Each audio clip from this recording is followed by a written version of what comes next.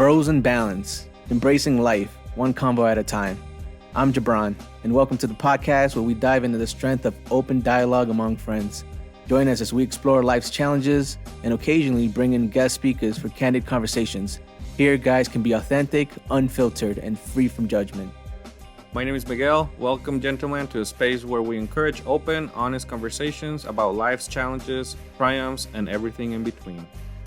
My name is Robert. Together, we'll explore a wide range of topics from relationships and personal development to career challenges and mental well-being. Welcome back. Welcome back to Mi Casa. How are you guys? I'm doing good. Still nervous. Second episode, you know how it is, but I think we're still rolling with it. And we got some topics today we're going to touch on, which are going to be deep into our personal lives and our personal experiences. But how did you guys feel about the first episode? I was a little nervous, to be honest. I was nervous of having people listen to it and what they were going to think, you know? But I think we've gotten some mostly positive feedback, so that feels really good, and people are excited, and people have mentioned that they're interested and looking forward to other episodes and looking forward to what we talk about, because people enjoy it. So I think we're on to something good. Mm-hmm. So let's keep doing it for as long as we can, right? No, I agree. I think we've gotten, like you said, mostly positive feedback, some constructive feedback as well. So thank you. Mm-hmm. Every feedback piece is accepted and valued. So one of the pieces of feedback was that we needed video. People wanted to see us. So here we are. Video. Again, and we're straight recording it from my iPhone. So, we're going with it. And it's going to be fun. You get to see our facial expressions. Little by little, we're going to keep getting better. And, with all of your guys' feedback and help and any ideas you guys got to make it better, please keep sending them our way. Yeah, but thank you so much for the support already. I think that's huge, and that's making us want to keep doing these things. And again, just thanks for having us over, man. I really love being in your house. And like I said last time, mi casa, tu casa. Dude, I played soccer with Gibrann on Friday. How was that? It was good, man. Word. It was good. You guys played indoor, right? Yeah, we were playing indoor. Bro, Robert's pretty good. Nah. I mean, he's a coach. What do you Even the expect? guys there were like, yo, he knows how to kick. He knows how to pass. He knows how to control. And I'm just like, that I suck. Good thing I didn't go. Indoor soccer like that, like on a wood floor, has always kind of intimidated me, because I've always played outside 11v11 or on grass like turf. So I very rarely played soccer like that. But I had a good time. I've been working out consistently, trying to, for the last couple months. So I kind of wanted to see where I was at soccer level again. How did you feel? I felt really tired. Yeah? Dude, the first 5 minutes, he comes up to me. He's like, how do you feel? I'm like, I'm tired. Huffing and puffing? I'm tired. Yeah, but it was a lot of fun, man. So thanks for inviting me. And I miss it, dude. I haven't played soccer in like 2 years. So I really needed to play soccer, bro. Like I missed it so much, So just don't get injured, please, because we have snowboarding season coming up. I know, man. I felt like I had to ice. It wasn't that intense, right? No, it wasn't too bad. It was pretty chill. People, and we have rules where you can't slide and try to tackle somebody or anything like that. So, why would you want to slide on wood? Somebody did. Some people will, dude. Some people did. Yeah, some people did, and some guy fell straight forward and landed on his wrist. Oh my god! Yeah, he might have hurt his wrist. But yeah, I was gonna say, like, I don't even think I have the right shoes to play with. I was playing with some Air Max 95s. You definitely need to have the right shoes. Like, I don't have the right shoes either. I use shoes that are used for like turf soccer. Oh, really? But they look good. Indoor soccer shoes would probably be the best. Man, I don't even have shoes. You wear the same shoes every day. Yeah, I'll be going with my work shoes. You got the Doug Funny outfit every day, wearing the same thing. Right. Yeah, but it was cool. Hopefully you can come next time, man. It was last minute, but I'm glad that I was able to make it happen. Next time I will. I mean, I wanted to, but I just had things to do that day. But yeah, it was a lot of fun, man. It was a lot of fun. So thanks for letting me do that, dude. What have you guys been up to lately? Anything cool, exciting? Anything good coming up? I know we have a comedy show we're going to. Yes. That's next week, right? That's next Saturday. You're right. Dude, so maybe we'll put something on live. So just to share with everyone what we do. My buddy was just telling me that he's his neighbor, actually. Get out of Felipe here, for Esparza. real? Are you serious? He's like, I've been seeing him walk around the neighborhood walking his dog. He's like, but I know this guy. I don't know where I know him from. And then he figured out that he was a comedian. In Cali? Yeah. In the area is called Mission Hills. So he lives in that area. I'm like, no way. That's cool. Wow. You seen him walking his dog around? That's kind of cool. That's awesome. Yeah. I'm excited about that, though. I'm excited to go to that show. It's going to be fun. Bro, he better be funny. He better be funny, huh? You better make me crack up. I have mixed feelings on him, but I'm sure he'll be You seen funny. some of his stuff? Yeah. Okay. He's on Netflix. He's funny most of the time, I think. Okay. Watch him watch us. Hey, you're funny, bro. Felipe Esparza, bro. Hilarious. Felipe, you're good. He actually responded back to me on Instagram, which is pretty cool. Great. So, Oh, yeah, he did. yeah. Are you being serious? You're right. Yeah, I was like, yo, you should come to Salt Lake City. That's right. He's like, I am, man. Here's the ticket, the link, and then he sends that to me. Dang, he is going to watch us. Yeah, come see me. Yeah, I'm gonna tell him like, yo, what's up? Yeah, we're doing that in a few weeks. So I'm excited about that. To go out downtown, hang out for a little bit. That's That'll gonna be fun. cool. When was the last time we all hung out? I don't remember. But we went to the bowling alley and played pool. That was a We while went to ago. dinner. Yeah. It was when it was still That was snowing. yeah, you're So right. it had to That have was been last like year. March-ish, Was maybe April. Dang. That was a long time ago. Yeah, Yeah, we're due for another we're due outing. for like exactly. We're due for an outing. So I'm excited. You guys probably been out before that or after that? or after that. I don't think so. snowboarding. Together? No, we haven't. Really? Snowboarding, we did it one more time Maybe. before Solitude closed. Yeah. Yeah, when you came with us, when Yeah, that was the last time. yeah. Dang. Yeah, we need to get back into that. Yeah. Yeah. I think I don't know. I have a few more things coming up, but you guys not gonna be a part of it. Dang, bro. Thanks for that. I don't think you guys want to be a part of it. Like for one of them is gonna be He's like, you guys are not invited. one of them is gonna be going to see Juan Luis Guerra, Okay. who is a Dominican merengue I know he bachata is, artist. but- Yeah, but I don't think He you want to doesn't pay want to like be part of it. I don't want to be part $200. of it. Yeah, so What's the other one? then I'm gonna go see the Luz de las Naciones, which is an LDS That's fun though. activity. Well, I don't know. Yeah, sponsored by them. And then there's a potential party Saturday night. And then potential. The Word! famous party. That's That's this Saturday. This Saturday. You guys going? Saturday. I want to, bro. Miguel, it's up to you, bro. Go if you go. I think so. think we should all if go. we're all going, I think so. I mean, Let's go. Heda, You I gotta talked talk to to Heda Heda. about it. No, she knows. It's just depending how we feel on Saturday. We've had a long week, but most likely. I think Take I a wanna Red go. Bull, bro. Let's go. Like if you guys go, you guys would definitely motivate me to go. Yeah. All All black. That's my kind of party, bro. Right, exactly. That's easy dress code. That's gonna be fun. Thank you for the invite, by the way. Yeah. Thanks. What else? What else is going on? Well, I had PTO the last couple of days of work. I went to the University of Utah, and at their library, I did a mental health first aid presentation there for the last couple of days. It was a little bit draining. I'm certified as a mental health first aid instructor, so doing my plug for that. If y'all need that, let me know. But yeah, it was cool. I was co-facilitating with somebody who actually does that. Like that's her job to do these presentations, and she works at the student services building there.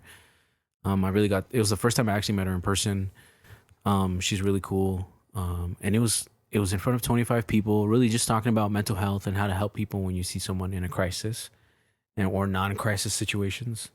We talked a lot about like suicidal ideation. We talked about substance abuse, anxiety, like all sorts of stuff, man, in relation to mental health and how somebody can help. So it's cool, man. I love doing that. That's cool. I had a question for you on that because you told us about it, but how did you get connected? Like Here at the U? Yeah.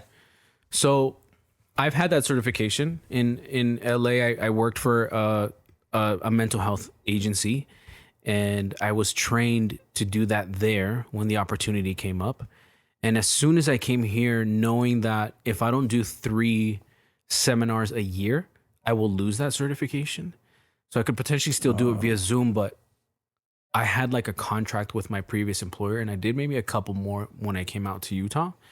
But I just started doing research, bro. I jumped onto the university website when I got hired, and I was looking. I just typed in mental health first aid like throughout the website, and student services came up, and somebody's name was attached to it. And I emailed her, and I'm like, "Yo, I just moved here. I have the certification. Let's connect." And then within That's cool. like a month or so, she responded to my email. And then now I'm part of her team, and just trying to get involved, man. Dang. You know, however I can, mainly because I want to keep the certification. I want to be able to still do that. So that's good though. That's impressive. You took the initiative and look at where you went. Like, it was cool. it's all about that. It's all about taking the initiative. Yeah, man. And selfishly, I mean, I did it before because I wanted to get more money. Like, I'm like, oh, let me take that on. Let me take this on. You know, I'll present that, right? But I didn't realize that I was gonna grow to love these things. Like, I'm also certified to do. It's called the Power of Positive Parenting, and I'm also certified to do like these parenting sessions as well. So, Wow. Dang, bro, I'm learning more about you every time. Yeah, That's awesome. yeah, I love that stuff, man. It's actually made me. I've learned a lot about myself, and I've learned a lot about how to be a better parent. And I'm not perfect by any means, but it's been very, very helpful and insightful for me. That's cool. Yeah. It's all about that. I mean, whatever fools you or fills you up. Whatever fools you. That's my Spanglish, by the way. Oh man. Yeah. Yeah, that's it. Well, I think that leads us into what we're gonna be talking about today, though. Like, you know, really this episode, we're gonna focus on, or we're gonna touch on why mental health matters for all of us, and you know, share maybe some of our experiences, what we've gone through, what has helped us, why it matters for us, what matters for us, and yeah, I mean, I think we have a good episode here for you guys. So yeah, hope you guys like it. Yeah, I think they will. Yeah, this one's gonna dive deep. I don't know how deep. Maybe we'll peel it off layer by layer. As you hear until more, it hurts. We'll start to slow down a little bit. If you guys see some tears, we're sorry. We'll save some for future episodes, and Yeah. but we'll just definitely start off on the top. You know. Okay. Yeah. Who wants to kick us off? So I think one of the questions that we thought would be important to tackle would be why some people delay, you know, reaching out and getting help. That's a great question. Right? Yeah. Why people delay getting any sort of treatment at all. Right. What do you guys think? I think, I mean, I can tell you why I have delayed it, or, you know, I think a lot of people delay because of the same reasons. But one of the reasons is because growing up male to begin with, Latino or not, I think just boys, you know, you're a boy in school, and I don't know, there's a stigma that men have to be man, and like you have to be like, you cannot show emotions, you cannot cry, you cannot show weaknesses. Exactly. You cannot show weak to your buddies or to your friends, because otherwise you're gonna end up getting bullied. Right. And I got bullied a lot because, I don't know, controllingly or not, I would show emotions. Like I for the longest time throughout my whole childhood, and now that I'm thinking about it, it's like, it sucks, but like everybody like in school would call me gay, fag. Like I was not invited to play soccer with the rest of the boys because I sucked at it, first of all. So yeah, I mean, I get it, you know, they didn't want the guy that sucks to come play with them. But because of that, like I always like to have my stuff organized. I was really smart, and throughout the whole elementary, I was always like first place in my class and things like that. So everybody just thought like, you know, like, nah, he's gay. Like I wasn't showing any interest in like the little girls or whatever. Like, I don't know. I was young. Like I was a kid, you know, like I didn't care about that. You know, I was going to school. I was doing my homework. I was smart. I was a nerd. So yeah, like I grew up with that stigma, and there's a point that you believe it. You know, like you start questioning yourself. It's like, man, are all these people correct? Like, are they right about me? Like, am I really like that? You start like messing with your head, but you don't ever do anything about it because you don't want to show that weakness. Do you remember how old you were when you started to feel and like really hurt by that? Yeah, dude, it was my whole childhood. So ever since I remember, I would say starting since after kindergarten, I mean, since my first memories of school, I remember. So I cannot tell you a specific age, but all my memories growing up in school were that. Like I had very few selective friends. Like I had maybe a couple of friends, and that was because they live in the same neighborhood as me. Yeah. And you know, those are the kids that I would play with. But even them would team up with the other kids in school and bully on me, you know, when it was all of us. When we were just the two of us or the three of us, it was cool, you know, everybody was cool. But like I would say my whole life, dude, so when I came to the United States in 6th grade, when I was 11, I made that my personal goal. And I was like, I'm going to a new country. I'm starting a new life with a bunch of kids and people that I don't know. I've never met. They don't know anything about me. They don't have no idea from my past. And that's when I made myself become a different person. I was like, I'm not going to show those weaknesses. You know, I'm not going to, I guess in a way you could say I learned from my mistakes, which I don't think they were mistakes. It was just, that's learning. Yeah. Like, no, just like, you know, on education, like people not knowing just because I'm not like everybody else, it doesn't mean that I am whatever they want me to be. And you know what? I have nothing against the gay community or anybody like that. So don't take this the wrong way. But, you know, simply, I didn't feel like that. I wasn't like that, you know? So I was like, why am I being categorized like that? Yeah. I wasn't ever really good at sports. Like when I moved to the United States is when I started playing soccer, because here soccer wasn't a thing. So, like, I knew a little bit of soccer, a lot more than this gringos, you know? So, like, I was a star in the team, which I was like, all right, I can start this new life. You know, this will work. But what was it? Football? Football was, like, what everybody was playing out here? No, I never played football. I never got into it until later. But, no, just soccer in 6th grade at recess, you know, kicking the ball around, just stuff like that. I played soccer at the rec center. But after I came to the United States, that's when I started changing. I changed my look, too. I changed my hair. I tried to fit in more, you know, so that I wouldn't get bullied here. And then here I would get bullied for not speaking English. It was like, it was what it was. Yeah. I kind of want to see a picture of you when you were little. No, I have some. I'll show you guys. Maybe I'll post him. Follow us. It'll be right here. Right. Follow us on social media. So right now you're looking at Miguel's picture. But no, I mean, mental health matters to me because, sorry, I don't want to take up all the time, but like mental health matters to me because just like me, I know there's a lot of people that have grown up like that have maybe not overcome that, or people that are going through that right now. And just throughout the last few years that I've dived into it a little bit more, I've learned so much more about myself and why I do certain things, why I act certain ways, and everything comes from childhood, from heridas, you know, or cicatrices that never got treated, wounds, you know, just young.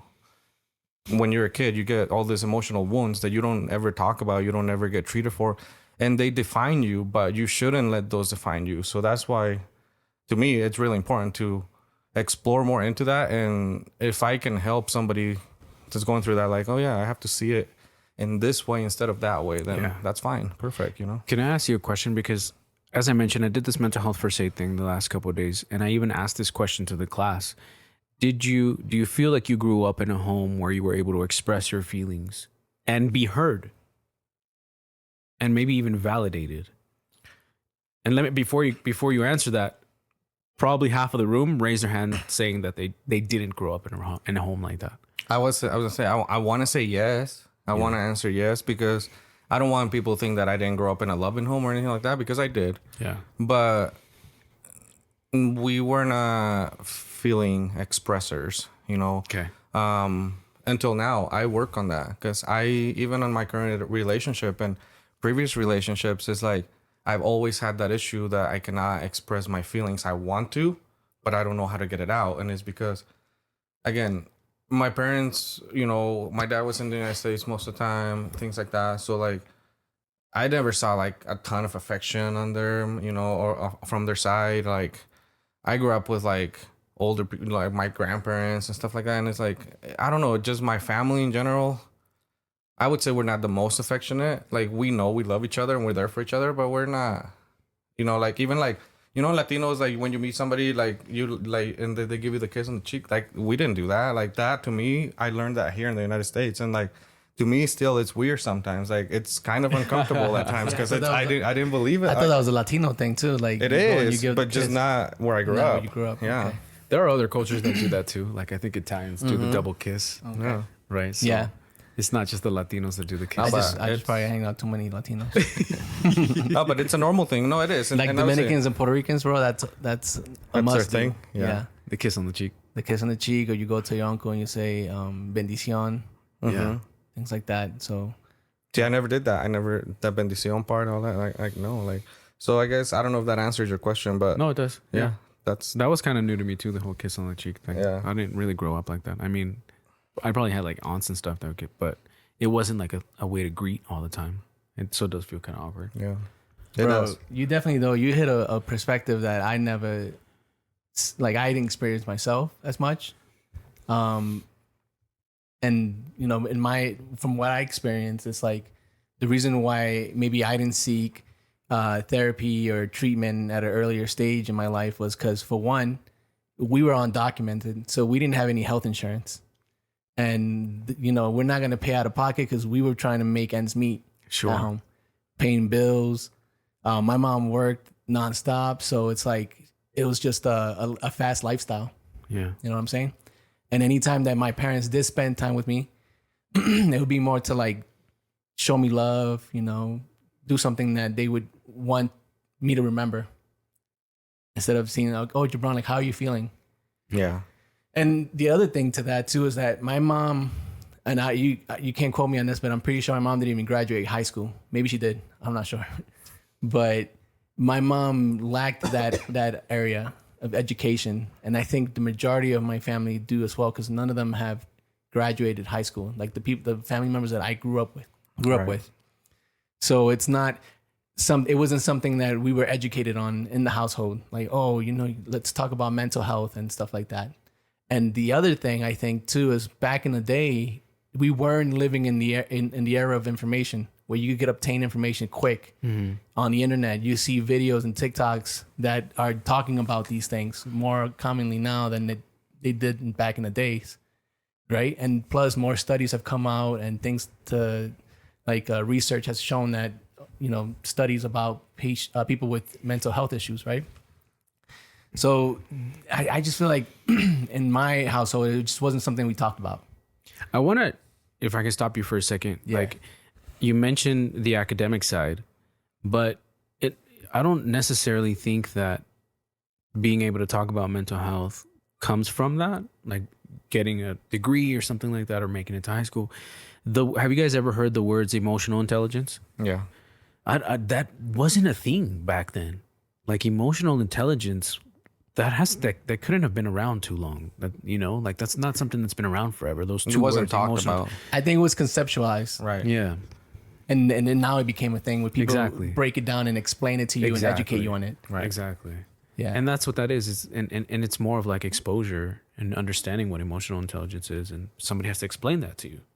Right? So sorry to interrupt, man, but Yeah. So no worries on that. You know, I think that to me is how it stood out. Now, once I got older, right, I started working for myself again, living a fast life, making ends meet, trying to survive, right, and provide. But then I felt like and we could get deep into this, and I can maybe say this is generational, right? For one, on my father's side of the family, there has always been alcoholism, right? And then I think you might have mentioned this, Robert. If not, maybe talked about it before. But instead of seeking therapy, we seek other ways to cover up, you know, how we feel, or to cover up the problems we go through, right? Whether it be stress, coping mechanisms, right? yeah. Coping mechanisms, yeah. And in my family, my father's side of the family, I think alcohol is one of those, right? But then growing up, you find other means to self-medicate yourself, right? Whether it be drugs, maybe addictions, you know, you find other ways to do that. And I think when growing up, I did that, right? Because I remember when I used to rap. Yeah, you probably don't know much about that, but I used to rap. Later, we're gonna have an episode of Gibrann rapping. we're gonna have to introduce you guys to G Money. One of my raps on my song was like, $40 is all I pay. Well, it's F Medicaid, $40 is all I pay. Watch me get blown away.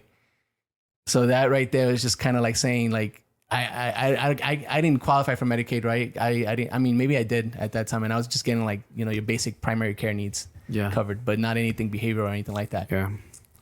But plus, I didn't feel like I always had a stigmatism of like if I go to the doctor, they're gonna diagnose me, and then they're gonna make me feel like I'm crazy, and then I'm gonna have to seek therapy and put into a mental health house or just a crazy house and whatnot, and put the straight jacket on.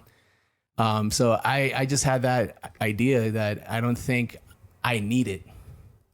I don't think that's me. I think, I think I could deal with it myself and figure it out myself. And then I was just outsourcing ways to do that. Right. And then there were so many things that I would do to cope with it. So that's a big one. Not thinking that you need it, right? Why people kind of delay seeking mental health help or assistance. Another one is how people can view you, right? People might think that you're crazy. Something's like you said, like, I don't want to admit it because I don't want to go to the straight jacket. Yeah. Like, that's the stigma of it. It's like mental health means you're crazy, but it's not. And bro, let me tell you though, now that I look back, I remember like I had anger issues. I know I had anger issues, and this is another deep topic. But why are you getting mad though? Yeah, this is another deep topic, but I think that's been passed on to me as well, generational. Yeah, and maybe I saw that in my father and my mother, and then I would learn those behaviors from them, and then I used to do it. Like I'll tell you one time that I always never forget is that when I used to play Super Nintendo. If I would die, like in Mario, right? I'll die in the board, bro. I would lose it, and I would get so mad, bro, that I would even bite on the remote, and there'll be bite marks on the floor. Not even throw it. You would bite it. I have a dog, bro. Wow. Yeah, and there's been times too where like I blew up on my mom, and I feel super bad for ever doing something like that to her. Yeah. Because she, like I said, bro, like she will work her butt off to provide for me. And she one time got me like the solar system model that rotates and glows in the dark. Sweet. Yeah, I know what you're And I talking thought it was super cool. And my mom would give me like the glow in the dark stars and the black lights so it could, make my room look cool. And one day she didn't let me go hang out with my friends. So I threw a fit, bro. And I took it and I threw it against the wall. The thing that she gave you, the solar system thing. Damn. It broke. Wow. And bro, that to this day, it just hurts, bro. Thank you for sharing that stuff, man. Yeah. As the both of you are talking, I'm realizing and I'm having these images of a lot of stupid things that I've done because of my anger. And I'm not perfect, y'all. Like I still have moments where my anger will take over and I may not burst out and yell and scream and throw things, but I still probably could have handled something better.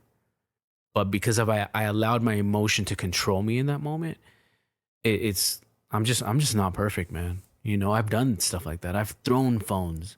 I've punched walls.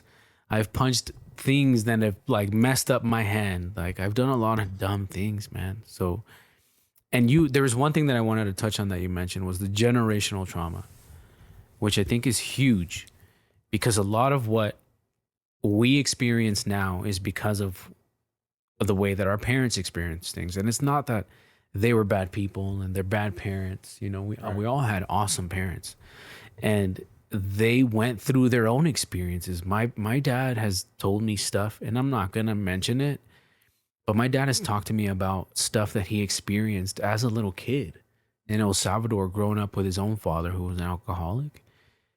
And it's sad, bro. It's really sad, the stuff that he talked about.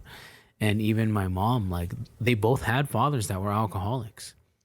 So growing up, I never saw either one of my parents really drink. I probably in my lifetime, I've seen my dad probably drink like 5 beers, like ever. Really? Yeah. Wow. Honestly, he's not a drinker, but because he was so afraid that he would show that to me, he didn't. And he was obviously really scared about what happened in the past with him too, that he didn't, he was just against it. Mm-hmm. They tried to really keep me away from it. But me being a curious kid and just, man, I'm like, what is that? That looks cool, But that generational stuff, man, that plays a big role.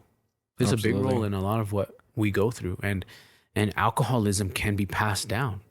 I think you've mentioned a little bit too that you at some point maybe not had a huge problem with alcohol, but you would drink, right? And it could sometimes get out of control. Like for me, I know I had that issue. I mentioned this in the last episode where I would drink a little bit, but at some point it flipped and it became something that was hard for me to control. And if we're going back to that question about why it takes so long for people to seek assistance or help in any way, one of those things for me was denial. Like I just didn't think I had an issue. I don't know if I mentioned this before, but when I was 21, 22 years old, I went for a physical, and I was probably for like trying to get a job or something like that. And the doctor told me that my liver was already turning black. Dang. At 21, 22 years old. Wow. And I looked at him like, you've got to be kidding me. I just started, dude. I'm like, I'm good. Like, I'll figure it out, you know? I'm like, no, like I just started having fun. Like, there's no way I'm going to stop now. So it's that denial, man. Even a professional, a medical doctor is telling me that I'm not healthy. Did you think when he told you that, I mean, obviously you had that denial, but like, did any part of you believe it? Or did you just not want to believe it? I think that's a good question. I think I didn't want to believe it. Because again, I just started drinking a couple years prior to that. I didn't want to believe that because I had just started. I wanted to keep having a good time. Even I can't recall the first time I ever crashed a car, and it was gnarly. It was just really bad. But even then, like stuff like that didn't make me stop. There was a time, dude. There was a time that I went to the ER. I had fallen down some stairs. I had gone to this place in LA, and I guess I got too wasted at this like bar, and the security guard kicks me out, and it probably just hits me. I'm probably out in the open now, and the air hits me, and all of a sudden I just black out. The last thing I remember was going down this escalator into the parking lot, because I'm like, okay, I'm just gonna go find the car and hang out and wait for these guys. That's the last thing I remember. The next thing is me waking up, and I'm face first in a stairwell with a puddle of blood around me. Wow. And I pick myself up, and I'm like, oh my gosh, what the heck is going on? And I do this, and then there's blood all over my hand. And man, that was such a rough night. And even then, I end up at the ER. I call my cousin. My cousin can't come in because she's not immediate family. She calls my mom, and I remember the look on my mom's face as she's walking into that room. My heart dropped, man. I did not expect to see my mom in that room. But even then, man, that didn't stop me. I just kept doing it. I was still in denial for a very, very long time. It took a few years later for Irene to tell me that, for my wife to tell me that she's going to take my son, and that my son is that what made you? That's what was a good transition. Okay. It still wasn't perfect. I think I started to look for different things to do. Like I started to go to therapy. That kind of didn't really work for me. I found AA meetings. That didn't kind of work for me. And then we found a recovery meeting at a church in LA that helped propel me in the right direction. And that's what helped, dude. I think I drank one more time, like 10 months later. But I didn't cause a scene, but I felt really bad about it. I still remember what I drank too. I went to go have sushi by myself. You can still taste it? Yeah. Sapporos, bro. I had 2 Sapporos, and I think I had a shot of sake. And then the next day I'm like, man, I can't believe I just did that.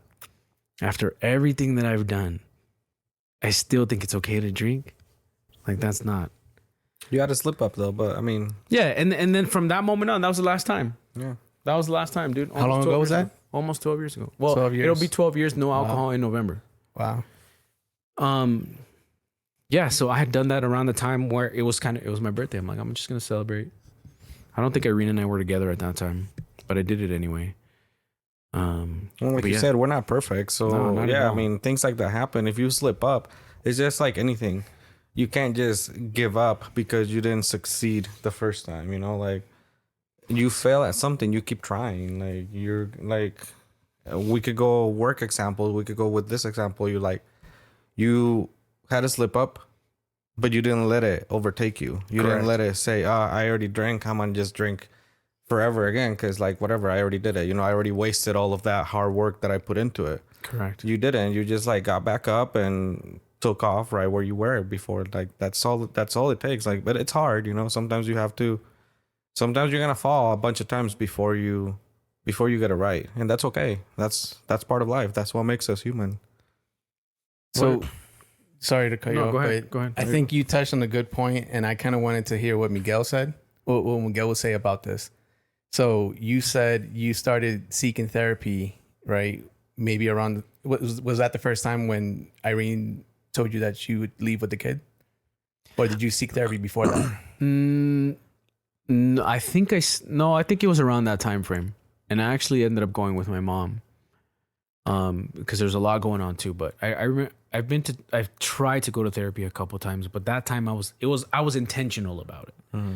Like I'm like, okay, You something's weren't wrong with forced. me. Yeah. Yeah, something's wrong with me. Like I obviously can't control myself anymore. So let's figure out how to fix this situation, because I didn't know how to do it. Now, how about you, Miguel? When was the first time you went to seek therapy? So honestly, I haven't. I like professional therapy. I did try once, when I was going through the divorce. I tried once to talk to a therapist here, and it was like during COVID, and it had to be like a phone call or a video call or something like that. And honestly, dude, I didn't like it. Like I was like, this like what is this? You know, I was talking to a stranger over the phone about my problems. Like it wasn't my thing. So I didn't, and since then I haven't technically seek therapy myself, but I want to say, and this is probably wrong, and you know, therapists out there or anybody that has more experience with that, like I kind of self-therapy myself. Like I just, you know, I like to read up on things. I watch a lot of videos of stuff on YouTube. There's a lot of TED Talks. There's a lot of things. Hera does therapy, and we sit out there and we talk about it. And the therapy that she's getting, a lot of it applies to myself as well. So sometimes she tells me like what, you know, her therapist asked her what they talked about. And I just start applying that to myself, and I start self-therapy. Like self-regulating. Yeah, exactly. And I love that you're saying that and sharing that, because the reality is that not everybody needs the therapy. Like I had a conversation with my sister the other day, and I was like, well, what about therapy? You know, I've talked to her about my experiences with therapy, and some people are just really good at that, at self-regulating, figuring out what's going on, and kind of redirecting. That's cool, yeah. Or diving in, and not everybody needs therapy. And it's I mean, sometimes I want to, you know, sometimes I'm like, maybe I should talk to a therapist, but It doesn't hurt. as you guys will notice here on the podcast, like this, like I'm being super vulnerable here.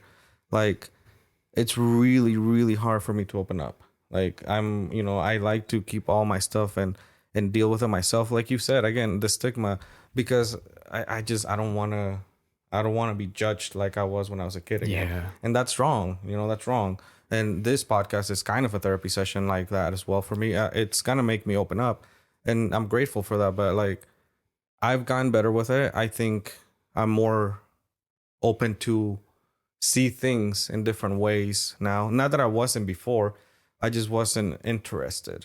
You know, now I'm more interested. I've been looking more into it. Like it has worked. It has helped me. Like I can say for a fact that I have come a long ways from 5 years ago till now. Like I'm a completely different person, and anybody that knows me, you know, the closest people to me will most likely agree with that. Like I'm still the same me, but I've matured a Better little bit version. more, and I've connected with myself in like different deeper ways by, you know, just like you said, like applying those things to myself, reading up on things, and just questioning myself, internally, and little by little, I'm gonna let it out and all that. But yeah, I mean, I'm a little behind as far as that goes, like behind you guys. I know you guys. I wouldn't use that word behind though, because I don't think that you are. Well, yeah, I mean, but like, you know what I mean? Like, Yeah. maybe not behind, but like, I just haven't reached that level yet in a way. Okay. And I think too with you, Miguel, is like I talk to you and I feel like you help me, and you talk to me like if you were a therapist, and you don't even know it. I'm not a therapist, guys. And you're not a therapist. just get yourself a license. Real quick. But bro, you said things to me that helped me reflect and helped me to think about things, and I think that you do that. I can see how you could do that for yourself. That's emotional intelligence. Like I never thought about that like that. I think you're at a point where you're. Yeah, I think you have a high EQ. EIQ. Yeah. Emotional intelligence. You're not the only one that tells me that. A lot of people tell me that. You know, the people that open up to me tell me the same thing. But I had never thought of it like that. I guess I do it to myself as well. Yeah. And it works. That's good. Bro, I'll tell you guys though, like the first time I got therapy, and it wasn't because I wanted it. It was because it was court ordered. Okay. Yeah. No. I had to take anger management classes. No. Stop being so angry. You seem like the chillest cat, bro. Take away the remotes. Move away all the sharp objects. Bro, it's crazy. Scoot over. Come I had a short temper, and then maybe at that time too, I was always drunk. Yeah. And dependent on other substances. But I, whenever I didn't have my dose, or whenever I was sober, it was like easily triggered by anything. And I think that's what sometimes those things do to you, right? You use it to numb yourself so much, and when you don't have it, you're so highly sensitive to anything.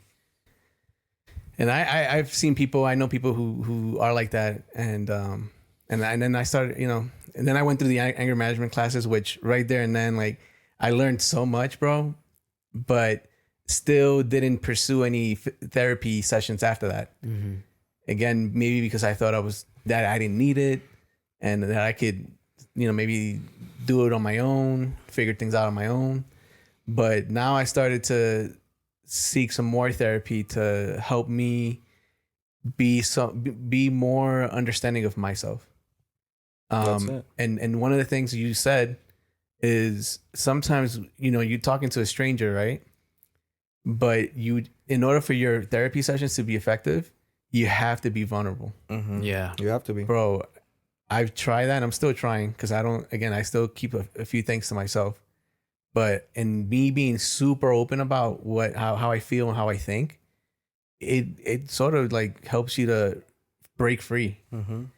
And I feel like these could be things that are maybe generational. I'm still trying to figure that out. But it helps me to break free from repeating the same thing over and over again. Right. And one of the things that I saw as a kid growing up is my mom and my dad fighting all the time. And then I always said to myself, like, when I get married, I'm not going to do that. I'm not going to hurt my wife. I'm not going to abuse her. And then I got to a point where I was. And then that's what led me to the anger management part. But you were doing it unintentionally, I'm sure, just because that's what you knew. That's how you had the picture of a relationship. And it wasn't more physical, more emotional. Yeah. Right. And and at that time in my life, I wasn't seeing how much effect and how much impact I was causing to my wife. And now I look back at it, bro, and then that's what reflecting on those things brought depression upon me. Mm-hmm. Just because I was like, dang, I was such a piece of shit. And then now that's why I'm seeking therapy. So like, I need to be able to forgive myself. I need to be able to move on and grow from that. Yeah. And at the same time, I need to learn how to have empathy. And at the same time, I need to not pass that on to my kids. Right. So there's just so many things going into it that I'm like, I need to improve myself. Thank you for sharing that, bro. Yeah. It's not easy talking about that stuff. I love that you just mentioned your kids, because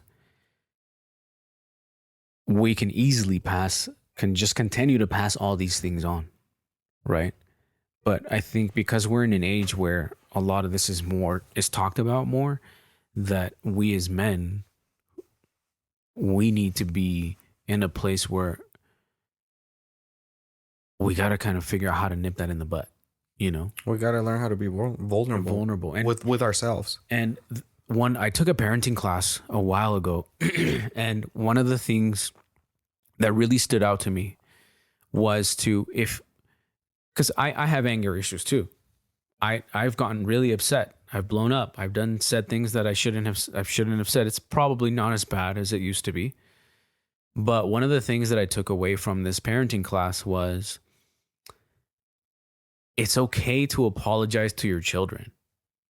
Like if you blow up, if you say something you shouldn't say, and then I've been in that situation a lot of times, and then I walk away and I'm like, why did I just say that? Mm-hmm. Or why did I do that?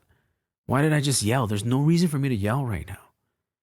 So I calm myself down in the moment, and whether it's instantly or the next day or in a few hours, there's been times where I'm like, I go back and I go to my son, whichever one it may be, if that's me, it happened to him. Like, hey, I should not have blown up on you like that. I'm really sorry for getting that upset. And I think that goes a long way, because there's a couple of things that happen there. Is one, they see you're not perfect, right? But they're also seeing like, hey, it's okay to apologize. Like you're also showing them that example, like Right. that it's okay to mess up. Obviously, if I continue to do the same behavior over and over and over again, then it's not any better, right? But it has to come with like, I have to get better. I can't, if that happens again, I cannot blow up. Or if that happens again, I can't get mad at that. Or I need to figure out how to handle that. That's me. That's my issue. That's a personal problem that I need to figure out. It's okay to apologize to your kids, man. That was the biggest takeaway that I remember, that I still try to remind myself of. Because we're not perfect. And not to, sorry to cut you off. No, it's all good. Not just your kids. I don't have kids, but you just said it, like, it's okay to apologize. Period. It could be your kids, it could be your wife, your spouse, your friends, whoever. Yeah. I feel like, and this could be just me, but like I feel like sometimes we grow up as well with if you apologize, you're admitting that you're guilty, and there's gonna be repercussions about that. So then it's a sign of weakness. Right, exactly. And then people grow up and become, habitual liars. Like they're, things like that, because they're afraid to admit that they were wrong. And it's not like, it's okay to be wrong. Like you said, it relieves you. It breaks that chain, and like it frees you. Like there was somewhere I read somewhere, or somebody told me, I don't remember, but the generational thing, it takes 3 generations to break a cycle. Mm-hmm. And it makes sense, because if you think about it, like, yeah, your grandpa paved the road for your dad paves the road for you, and then you pave the road for your son. But then let's say your son's like, nah, I don't want to go down that road. I'm going to pave my own road. Like it's about 3 generations to break. That's about right with mine too. Yeah. It's about 3. Yeah. Yeah. I think, and it's true, and it's normal. There was one thing you said that I think was really touching on this point, is that when you're not honest to yourself, or when you deflect the truth, you start to distort your reality. And that's something that I've noticed. I had a behavior in my past where I was a habitual liar, like especially to my wife, and I would lie constantly, and I would hide things. And I have a history of that since I was a little kid. Like I can look back as far as that, and I remember doing that a lot. I would cheat in tests in school. Did you at least pass? Yeah, I ended up, like this happened like in around high school, but like one time I was caught taking pictures of the test prior to the test, and I had it on my cell phone. So I was looking at the answers from my cell phone, and my teacher called me and like filmed me right there and then. And this is a little bit off topic. It's kind of the same, but has there ever been a time that you cheated on a test and got away with it? Oh yeah. Yeah. Always, yeah. Always. I'll be like, okay, What was like, you what got was- me this time, but I'm gonna figure out another way. Better, He's like, I only better way got next caught time. once. what was like, Oh my and gosh. the reason why I ask you this question, because I till this day I still think I have like one of the dopest ways that I cheated on a test. But what was like? Do you remember what you did to cheat on a test? I figure. I mean, I remember like writing it on my hand, writing on a piece of paper, taking the picture of like the an accordion. test. Did you ever make the accordion? Like, and you just like like an accordion with a piece of paper and write the answers, and then you expand it. You have all the answers there. Yeah. I don't think I did that. So I had one of those, like, it was like a gel pen, I think. And you know how they're clear on the inside and you can see the ink stick. So I put it on a piece of paper. I like measured the piece of paper to make sure that it would wrap perfectly around inside that pen. And I took it out. I'm like, all right, cool. I'm going to write all the answers as small as I can on this piece of paper. And it was like, so I had 2 pens on the test, and I was just pretending. Taking notes right now. Yeah. I'm sorry, y'all. And I had 2 pens. Like, I was writing with one pen, and the other pen I was just pretending to click it, but I had the answers right there through that clear thing, and I was like, heck yeah. But I had only did that one time, and I got all the answers right, and the teacher was like, take it again. Wow. Yeah, he's like, take it. I'm like, cool, give it to me. I'll do it again. And did you get them all right again? I got them all right again. But it's because I had the pen.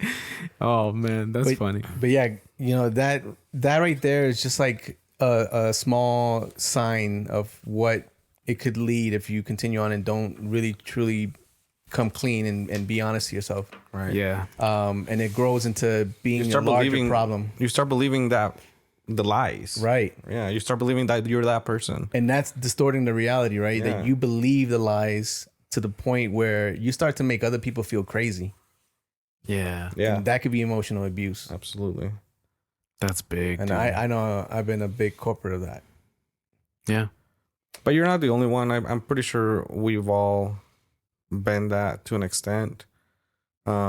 It's something, again, and this is why we're doing this podcast. It's something that it's not talked about, you know, like, yeah, sure, if you go to a therapy session, you might talk about that, but like, at least here, you know, we're not in a therapy session, and people can hopefully relate to it, and maybe they'll identify with some of our stuff and start reflecting on themselves. Like, you know, we're not here to preach anything to anybody. We're just here sharing our stories and take from it what works for you guys and self-reflect. That's the biggest thing. Like, we're not going to give you guys any speeches or do this, do that, but like, if it helps you, great. That's all we want from this. And if it doesn't, I hope at least it makes you laugh. Whatever. Exactly. Yeah, they say laughter is the best therapy. Absolutely. Exactly. I think that's true. Yeah. One thing though that I learned from the anger management class when I went, and it stuck with me, is that people think that you can be triggered. And I even said that right now, right? I got triggered and all this and that. But in reality, there is the idea that there is a button in the back of your head somewhere where somebody can push it and piss you off. That's made up, right? So there's no such thing as that. And if you allow that to be a thing, then that's you not being able to control your anger. Yeah.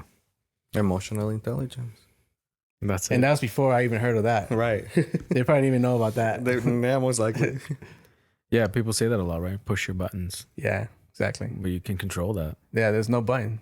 Don't have a button. Don't let them push anybody. Yeah, There's exactly. no button. Be a touch screen. Not a dial phone. Get those buttons out of I there. always end up butt dialing somebody. Oh my gosh. You've never butt dialed me. So, Guess I'm not on your top 5. oh my gosh, bro. I'm gonna start. I gotta add you guys to my top 5 on my phone. I'm gonna Is that even a thing I'm anymore? gonna delete. I have it, dude. You can. I don't even pin think I have somebody on people, your text. anybody on my time. Bro, don't call me, first off. Yo, I'm never going to pick up your phone call. Text me. Text me. Yeah, and then I'll respond. And it's funny too, because even on my voice message, you call me and my voice message is, hey, this person prefers to be text message. Bye. Really?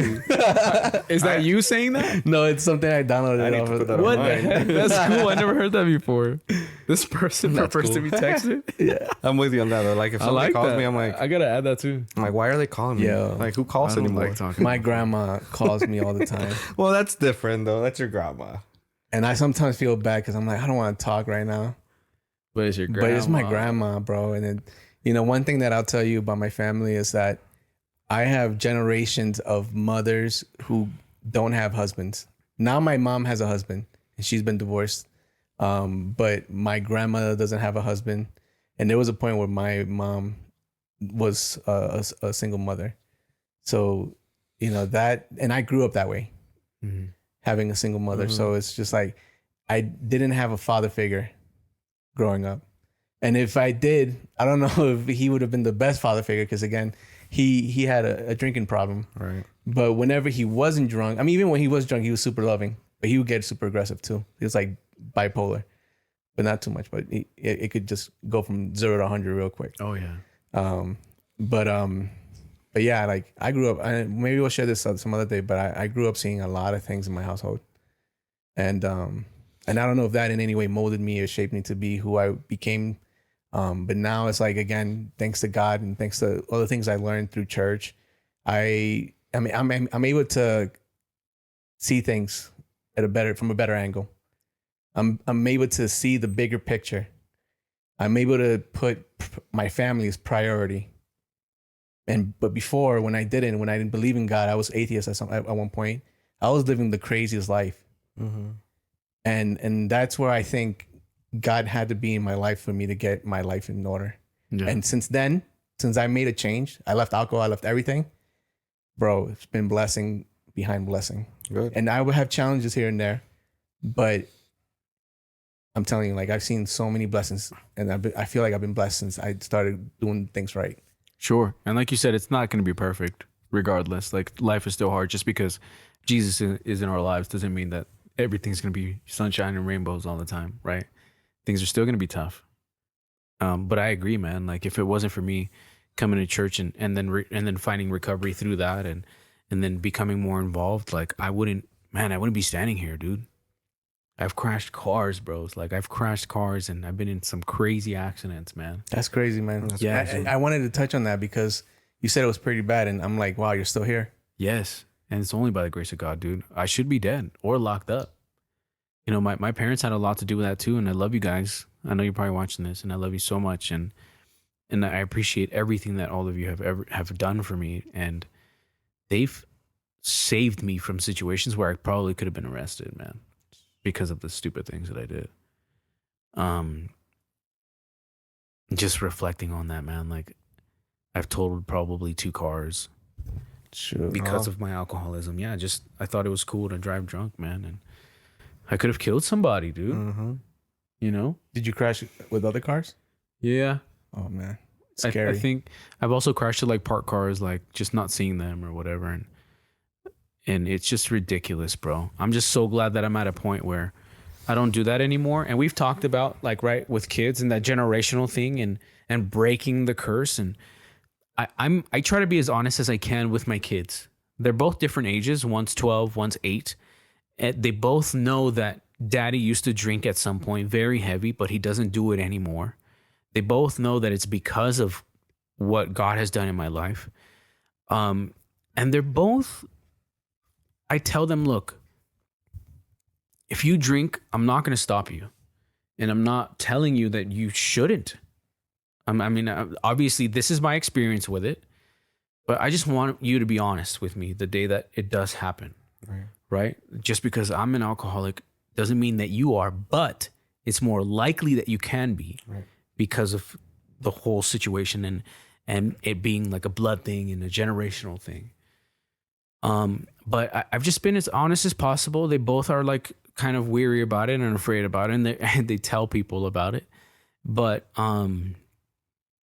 that's another one, dude. Like, just being honest, even with your kids, right? Telling them a little bit about your experiences, not in a whole lot of detail, but what I wanted to touch on was, because we're talking about mental health and things that we've been through and things that have helped us. But you said you're going to therapy now, and the last time I went to therapy was like 2 years ago. I did it for a solid year, man. I think it was during quarantine that I think everybody was going through some sort of mental health stuff during that time. And I got really depressed, and I was just doing stuff that I shouldn't have been doing, and I needed to speak to somebody about it. And that was the biggest thing, like, just being vulnerable. But what I want to talk about is, like, now, what do you guys do that's outside of therapy that you, for yourselves, that you feel that's good, that helps you, that brings you joy? What are some of those things? Like, for me, and what I'm referencing, like, for me, man, soccer felt so good, bro. Playing soccer with you guys on Friday, like, I really needed that, bro. because I haven't done that in a couple years, you know, and snowboarding's coming along, and that's like, bro, oh my gosh, it's That's amazing. heaven.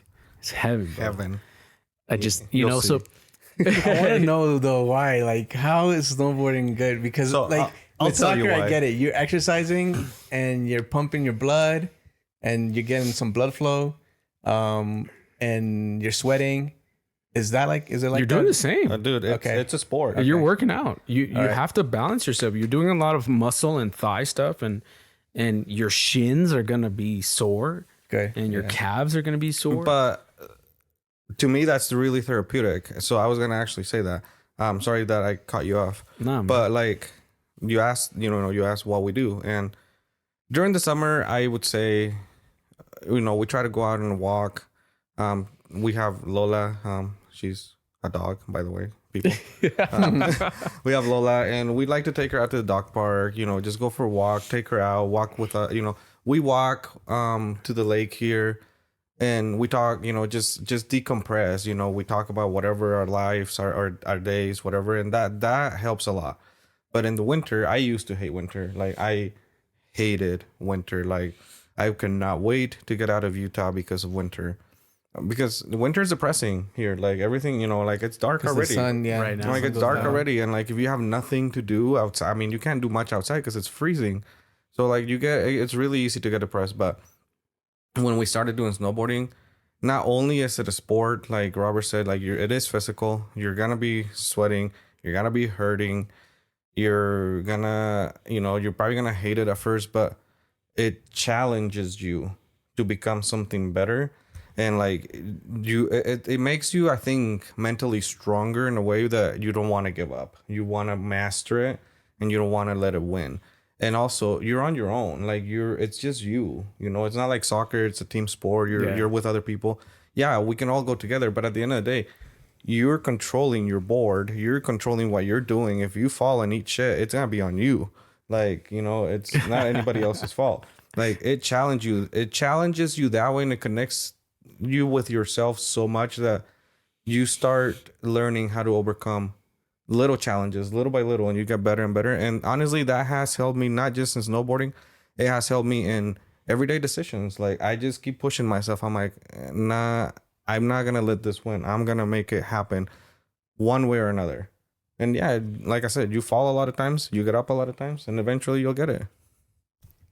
So that's what I do summer and the winter. So Your bro, he doesn't look sold, bro. he's like, I don't want to I go. don't know about this. I mean, you can't knock it until you try it, right? Try it. And You connect with nature. What I like is it's that so cool. he would I feel tell like me this that is too. an adrenaline rush. Oh, It dude, is, and he would tell me that, like, and I'm like, and you know what? I kind of take a little bit of pride that I introduced you into that sport a little bit, and we're like, dude, let's go snowboarding. Like, I've never Oh, done really? anything I like- thought you introduced to Robert. Well, no, we Robert kind of both did it ski. together. We're kind of started like, let's go skiing. try this. Yeah, I started with skiing, and then I'm like, man, I want to snowboard with this guy, We started snowboarding, but we started about the same time. At the same time, yeah. But we just yeah. didn't know about it. Okay. Yeah. And then I had snowboarded one time when we went to Alaska. This was like right when quarantine was hitting. It was literally that week that quarantine was hitting. We were in Alaska. So when we came back, things were wild. But I did it there a few times. I'm like, man, this is amazing. It's so much fun. But I think you'll enjoy it, dude. Skiing is a good transition and kind of helps you kind of get an understanding of it.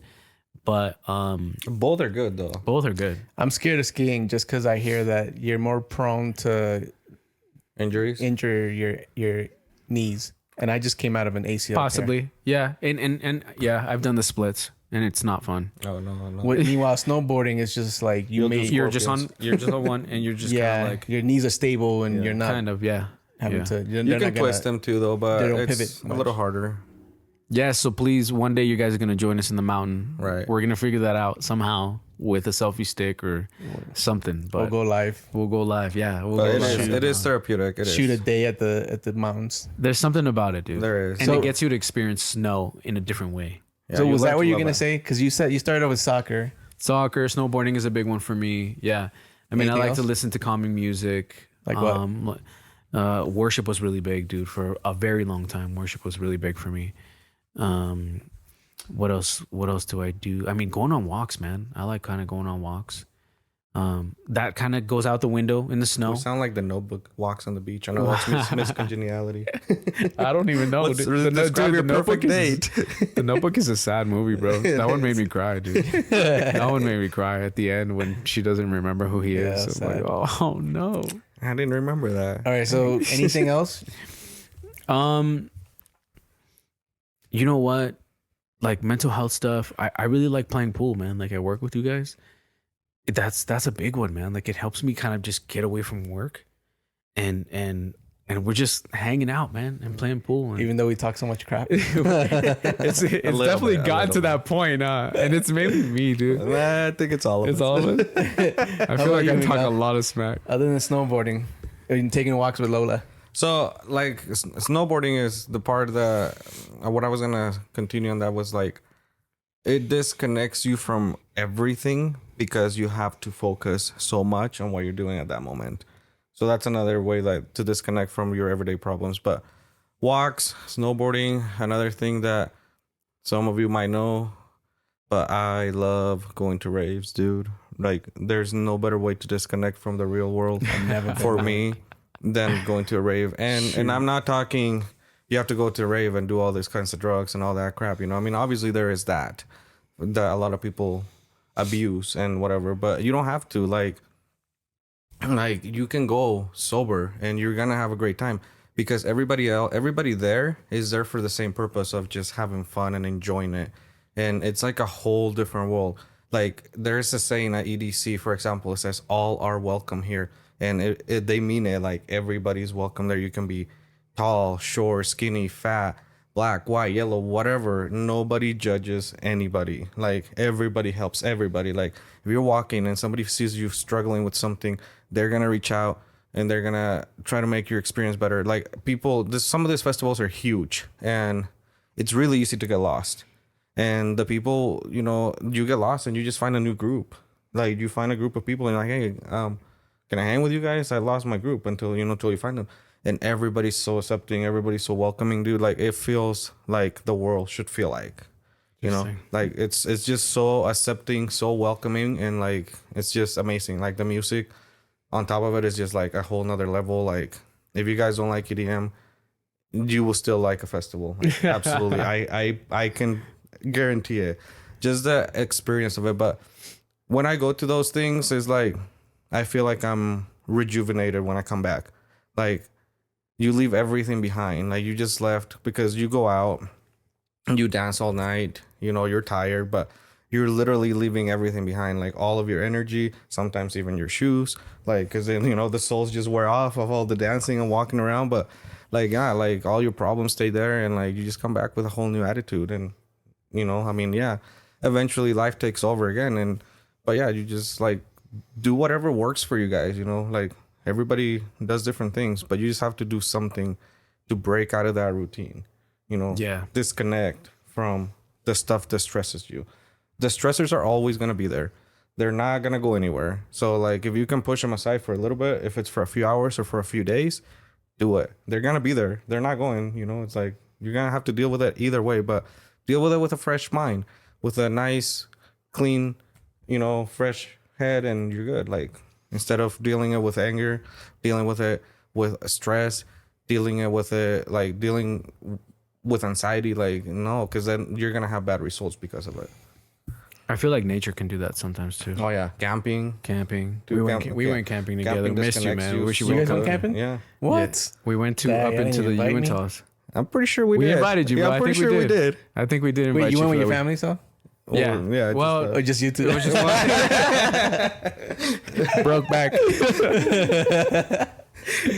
went to the most isolated part in the mountains. Come here, bro. Let's cuddle. You have to disconnect somehow. Okay? No, but we went with the nature's big, families. dude. Like one of the places that I love that I want to go back to. We want to go back to is Yosemite, man, and I want to take you guys, bro. Like I hope we can make that happen soon because it's just so beautiful. Like the mountains invite you, dude. Like you just want to climb them.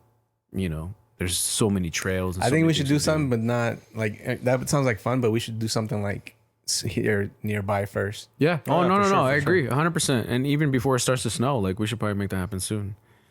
Like go camping. Or just hiking, man. I was like, dang, it's freezing out there. just do a big old hike. Yeah, word. Yo, so for me, Yeah, what about you? The best things that I think help me with my depression, with my anxiety, for one, therapy, right? But besides that, and that's really more just for self-reflection. I don't think sometimes I get out of there thinking more down about myself, but It could be hard. At least, yeah, it's hard, and you have to sometimes just deal with it and accept it, right? Yeah. But for me, things like I can do on a daily basis, for one, is workouts. Yeah. So I try to hit the gym as much as I can. The other thing is playing basketball or playing any sport. I used to be into racquetball, which is fun. I like soccer now, even though I'm not that good. And I like playing basketball. And I recently tore my ACL about a year ago. I'm done with recovery and physical therapy and getting back into it again. So just doing that, I could already tell like so much better. I feel way much better. And the other thing that I think has helped me a lot is cold showers. I've been telling you guys about it. And it's like, for me, there's nothing right now that, and it's kind of like when you take a cold shower, you go into a shock mode. Yeah. And sometimes you're like, oh, you want to get out right away. Yeah. But can you really endure it? I don't even know if that's the best word to describe, but Yeah. it's like, can you endure it and get through that point of like you're shivering and you're cold and you're losing your breath to the point where you're then breathing normally. Have you thought about getting a dunk tank?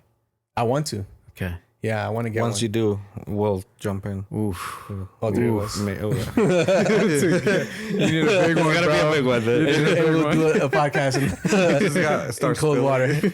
Yeah, but no, I think for real, like there's something about being put in a state where you're in the shock mode, Yeah. and then coming out of that, bro, is just like relieving. Yeah. Wow. It's like Yeah, I've heard you there's endured some- that, and you surpass the level of mental stability where you had to get into your head to be able to get through the feeling of feeling cold. Wow. I've heard there's a lot of medical and health benefits behind that as well. Like, Yeah, so that's where I started, because Yeah. I saw Instagram posts and it give you like the list of 10 benefits that Yeah. cold showers do. Monks do it supposedly because they take showers in the Monks? waterfall. Yeah, Oh, nice. and Yeah, they use I've that seen as a form of freezing meditation. cold water. And there's a guy on Instagram that I follow. He's an older guy. I forgot his name. Well, Does he have a big beard? yeah, I know who you're talking about. and he goes into like rivers Yeah. and the glaciers and all I that, and forgot takes his name. showers there.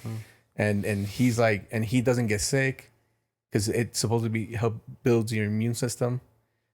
He's never depressed. He's in good shape and good health.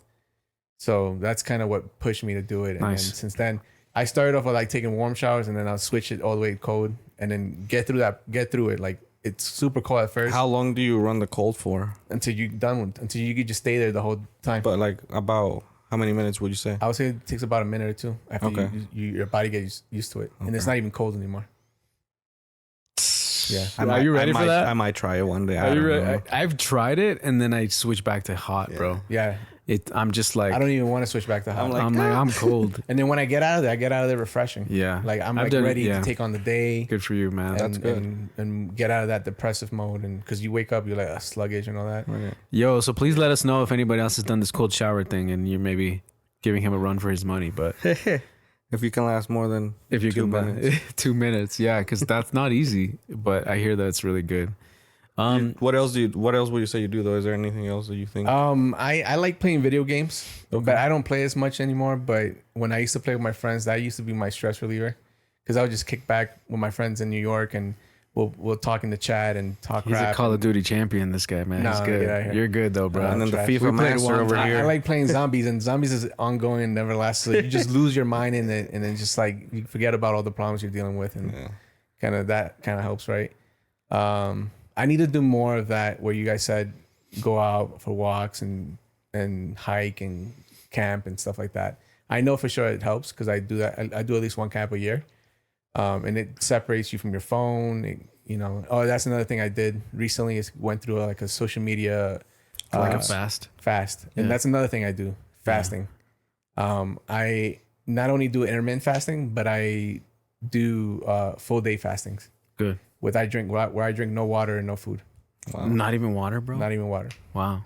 All day. And again, it puts you into a mind state where your body's naturally going through a stage. I forgot what it's called, but it's eating up all the dead cells. Yes, detox and whatnot. But it also makes you like think about, oh, I'm hungry, I'm thirsty, like my mouth is super dry, I need to get something to drink. But no, I'm doing this, and maybe in most cases when I do fast, I have a purpose for it, a spiritual purpose. Yeah.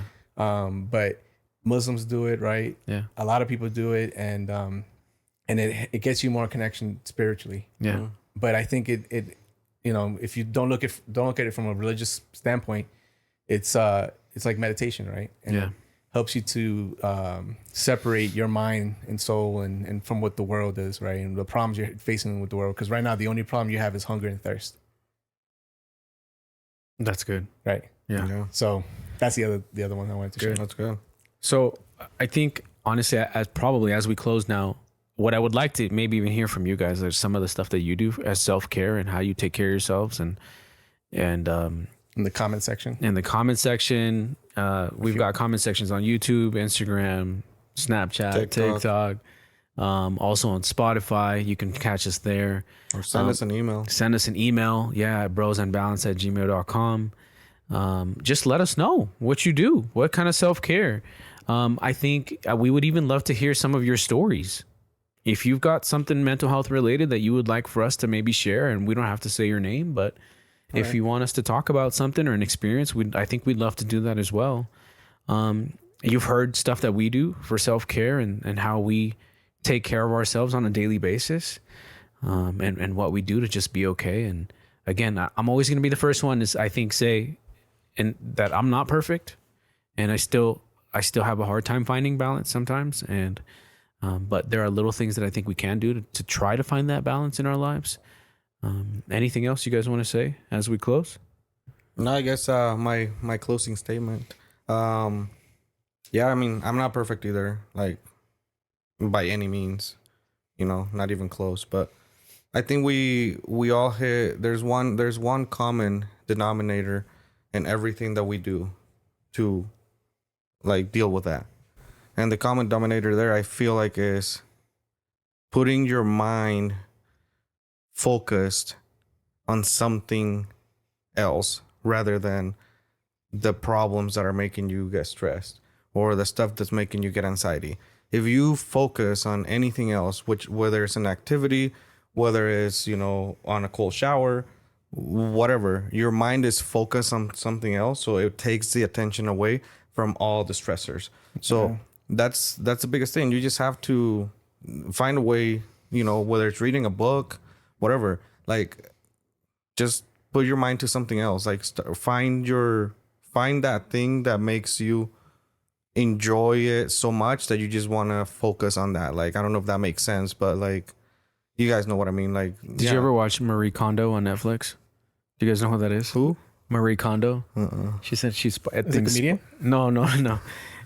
She was a lady who would talk about like organizing your life, and she'd go to people's houses and there'd be a mess. She'd teach people how to fold their shirts, and she said you need to find what sparks joy. So that's just kind of what exactly. That's what I was trying something to say. That I couldn't sparks think of the word joy, right? Yeah. What makes you happy? What makes you want to keep doing that? Like, and everybody's is different. Some people will be video games, some people will be going on a hike, and some people will be taking a nap. I don't know. Whatever works for you, but just do whatever works for you.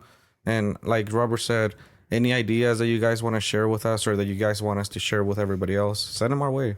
Yeah. Send them our way. But Gibrann. Well, just to close it up, I think there was a lot said today that, again, it's us putting ourselves in a vulnerable state, and being really open, because we know this podcast is that, to have a dialogue where we're not being judged and we're being open and true and honest about what we go through. And this is just a piece of what's to come. I think, we want to continue doing more of this, because as all of us have mentioned, there's going to be somebody that may listen to this and may feel like they can relate, and they get touched by the story, and I think, and I hope that happens, right? Because that's really our main purpose, in doing this is that we want people to know that there may be people that go through similar situations and or if not, that maybe go through harder situations. So you get to realize that it's not a world that's colored pink and purple, pink and butterflies and flowers, right? There's going to be challenges that we're all going to face. And we're going to have a episode where we talk about the triumphs that we've had and things that we've been blessed with. So, but, and it also just to get that conversation going within, whether it be with you and your friends or your family, or just you and yourself, right? Self-reflection and seeing what is it that maybe you like to see change in your life and see if that's something you want to try out and maybe test that out yourself. Some of the activities we mentioned today or whatnot. Or if there's any other ways that you guys handle stress and want to share those with us in the comments, we totally want to be able to put some light on that and shed the light on to those ideas. Yeah. Heck yeah. You are not alone. Nobody is. Well, that wraps up another episode of Bros and Balance. Yeah. Number 2. Episode 2. Why mental health matters. Yeah. But everyone out there listening, you could follow us on all of these social media platforms. Our handle is Bros and Balance. And yeah, we appreciate all the love. All right, y'all. Take care. Peace. Stay connected with us on all your favorite social media platforms for even more Bros and Balance content. Catch us on Instagram, TikTok, Facebook, YouTube, and Spotify, where we'll share exclusive behind-the-scenes moments, bonus content, and exciting updates related to health, wellness, and brotherhood. To ensure you never miss an episode or an update, make sure to subscribe and follow us at Bros and Balance. Dive deeper into the world of balance with us.